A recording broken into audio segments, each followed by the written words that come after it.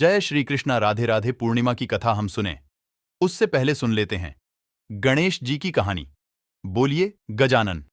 गणेश की जय हो। किसी गांव में एक बढ़िया माई रहती थी। बढ़िया माई गणेश जी की बड़ी भक्त थी। रोज गणेश जी की मूर्ति को मिट्टी से बनाती और उनकी पूजा करती। लेकिन उसके साथ एक समस्या थी। रोज गणेश जी की मूर्ति मिट्टी से बनाती थी। जय श्री कृष्णा। राधे राधे। पूर्णिमा की कथा हम सुने उससे पहले सुन लेते हैं गणेश जी की कहानी। बोलिए गजानन। गणेश की जय हो। किसी गांव में एक बढ़िया माई रहती थी।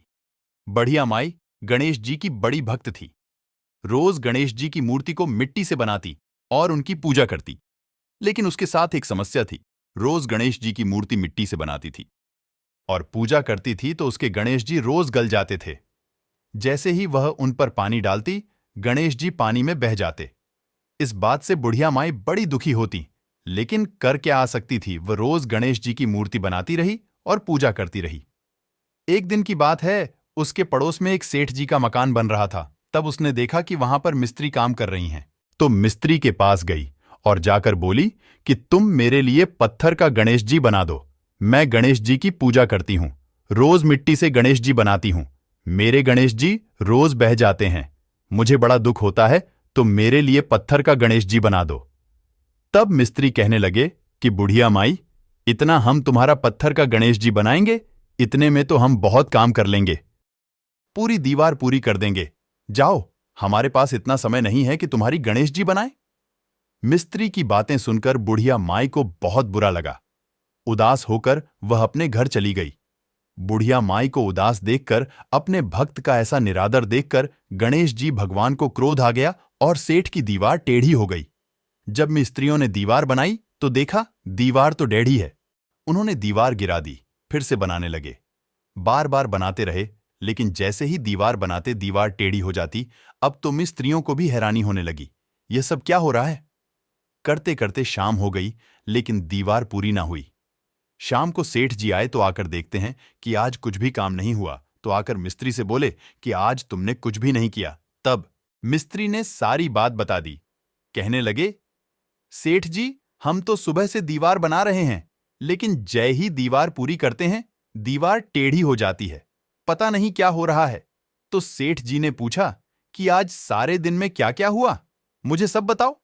तब मिस्त्री कहने लगे कि एक बढ़िया आई थी, कह रही थी कि मेरे गणेश जी बना दो, पत्थर के हमने नहीं बनाए। और कह दिया कि इतना हम तुम्हारे पत्थर के गणेश जी बनाएंगे, इतने में तो दीवार पूरी कर लेंगे। बस बुढ़िया माई के जाते ही हमारी दीवार टेढ़ी होनी शुरू हो गई। तो सेठ जी समझ गए कि यह तो गणेश जी का दोष लग गया। सेठ जी बढ़िया माई के घर गए। जाकर बोले कि बुढ़िया माई, हम तुम्हें सोने का गणेश जी खड़ा कर देंगे, बस तुम हमारी दीवार सीधी कर दो। गणेश जी से प्रार्थना करो कि वे हमसे नाराज ना हो। देखो तो जरा, गणेश जी के रुष्ट होने से हमारा सारा काम वहीं का वहीं अटका पड़ा है, दीवार भी नहीं बन रही। तब बुढ़िया माई सेठ जी के मकान पर गई और उसने गणेश भगवान से प्रार्थना की कि हे गणेश भगवान, आप इनसे रुष्ट ना हो। तब गणेश जी भगवान बुढ़िया माई की प्रार्थना स्वीकार करते हैं और सेठ की दीवार सीधी हो जाती है। अपने कहे अनुसार सेठ जी बुढ़िया माई को सोने के गणेश जी बनवा कर देते हैं। हे गणेश जी भगवान, जैसे आपने बुढ़िया माई की प्रार्थना स्वीकार की, जैसे बुढ़िया माई की मनोकामना पूरी की, ऐसे ही सबकी करना। और जैसे आप सेठ जी से रूठे, ऐसे किसी से भी मत रूठना। कहानी सुनने वाले, कहने वाले, हुंकारा भरने वाले, सबकी मनोकामना पूरी करना। बोलिए गणेश जी महाराज की जय हो। अब सुनते हैं पूर्ण की कथा। एक समय की बात है। द्वापर युग के समय माता यशोदा जी ने भगवान कृष्ण से पूछा, हे कृष्ण, तुम तो सारे संसार के पालन करता हो, मुझे कोई ऐसा व्रत या उपाय बताओ जिसे मृत्यु लोक में किसी भी स्त्री को कभी विधवा होने का भय न रहे, ना ही उसे निसंतान होने का दुख मिले। तब भगवान कृष्ण कहते हैं, हे मैया, आपने बहुत ही अच्छा प्रश्न किया है। मैं आपको एक ऐसे ही व्रत के बारे में विस्तार से बताता हूं। सौभाग्य की प्राप्ति के लिए हर महिला को 32 पूर्णमासी का व्रत करना चाहिए। 32 पूर्णमासी के इस व्रत को करने से संतान और सौभाग्य की रक्षा होती है।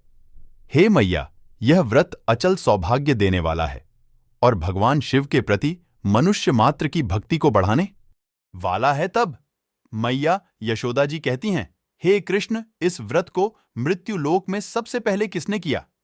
तब भगवान कृष्ण कहते हैं, इस भूमंडल पर अनेक प्रकार के रत्नों से परिपूर्ण कार्तिका नाम की एक नगर थी। वहां पर चंद्रहास नाम का एक राजा राज्य करता था।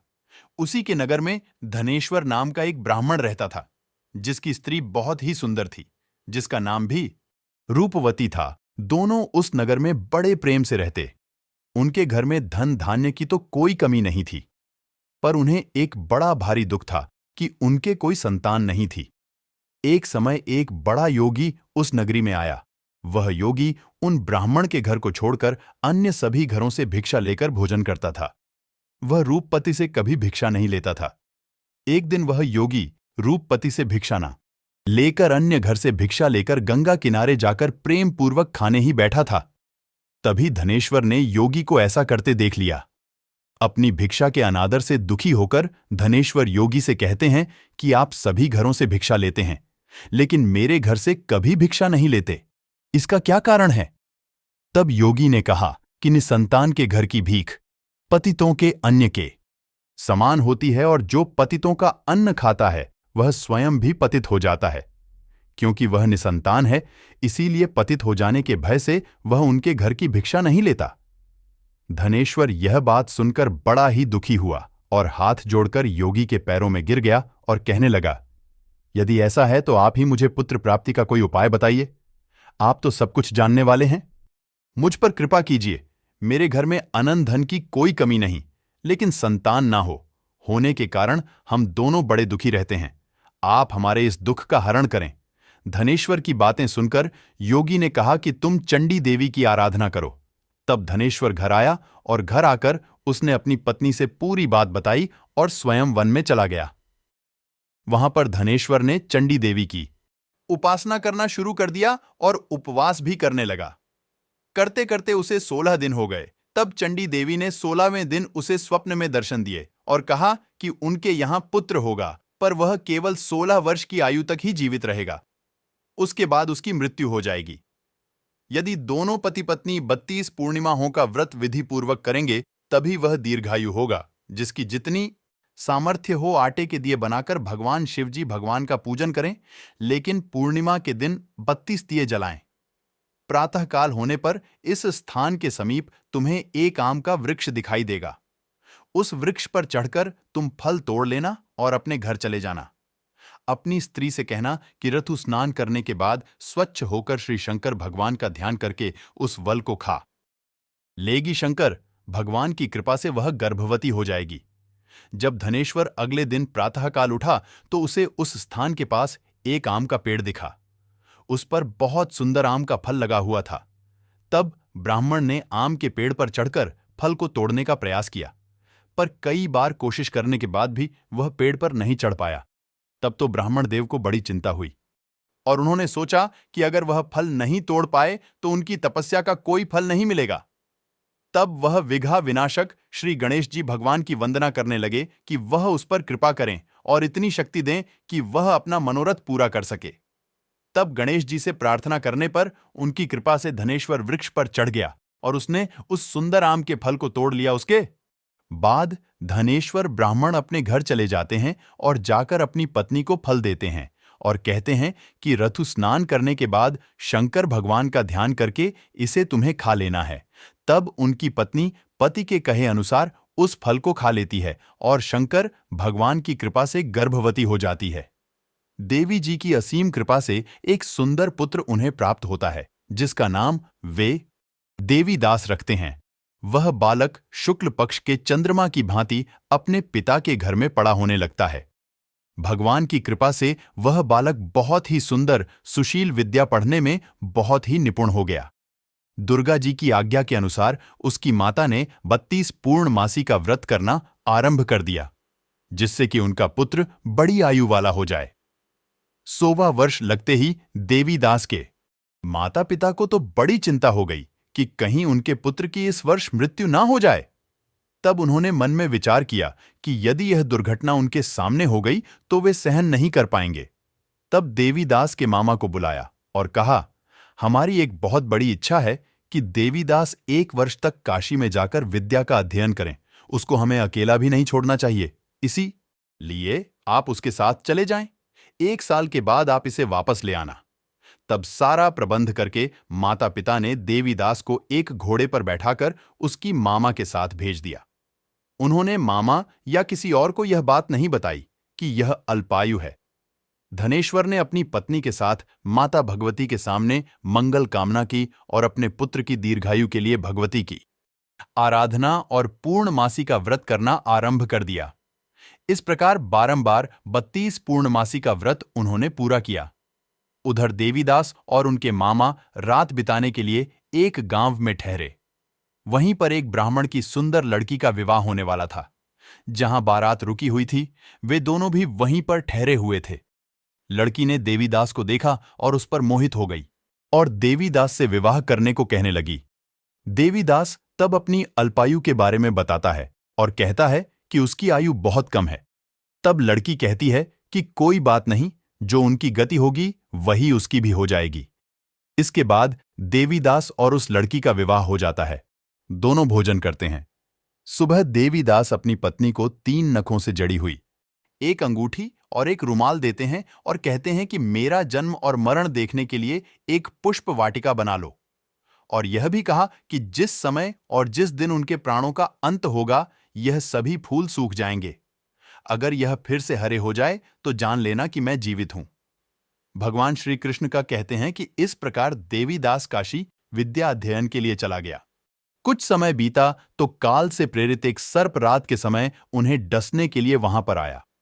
उस बिस्तर के प्रभाव से उसके शयन कक्ष का स्थान चारों ओर से विष की ज्वाला से विषैला हो गया, पर व्रत के प्रभाव से वह सर्प उसे काट नहीं पाया, क्योंकि उनकी माता ने 32 पूर्णमासी का व्रत कर रखा था। थोड़ी देर बाद स्वयं काल वहां पर आया और उसके शरीर से प्राणों को निकालने की कोशिश करने लगा, जिससे कि वह बेहोश हो पृथ्वी पर गिर गया। भगवान की कृपा से उसी समय माता पार्वती के साथ भगवान शंकर जी उस स्थान से जा रहे थे। उसको बेहोश दशा में देखकर पार्वती जी भगवान शंकर से प्रार्थना करती हैं और कहती हैं कि इस बालक की माता ने 32 पूर्णमासी का व्रत किया है, अतः हमें इसे प्राणदंड देना चाहिए। तब भगवान शिव उस बालक को प्राणदंड देते हैं। व्रत के प्रभाव से काल को भी पीछे हटना पड़ा। देवीदास स्वस्थ होकर बैठ गया। उधर उसकी पत्नी उसके काल की प्रतीक्षा किया करती थी। जब उसने देखा कि पुष्प वाटिका के पुष्प सूख भी नहीं रहे हैं, तो उसे बड़ी हैरानी हुई। वाटिका हरी भरी थी तो वह जान गई कि उसके पति को कुछ भी नहीं हुआ है और वह जीवित है।